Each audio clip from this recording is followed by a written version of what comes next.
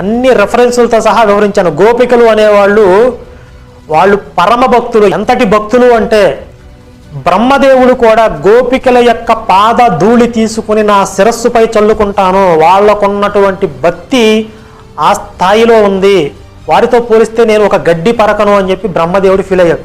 అంటే గోపికలు తమ యొక్క సర్వస్వాన్ని పరిత్యజించి శ్రీకృష్ణుడినే సర్వదా ధ్యానించారు అని చెప్పి భాగవతం చెప్తుంది. వాళ్ళు ఆ రాసలీల సందర్భం, రాసలీల అంటే ఏదో ఫిజికల్ సెక్స్ అనే అర్థంలో ఈయన చెప్తున్నారు. రాసలీల అంటే శ్రీకృష్ణుడు అనేక వేల రూపాలు ధరించి ఒక్కొక్క గోపికతో ఒక్కొక్క శ్రీకృష్ణుడు కలిసి చేసినటువంటి ఆటపాటలే రాసలీల. అందుట్లో ఏదో ఫిజికల్ సెక్స్ అన్నట్లుగా చెప్తున్నారు వీళ్ళు. వాళ్ళలో ఒక సందర్భంలో అహంకారం వచ్చింది.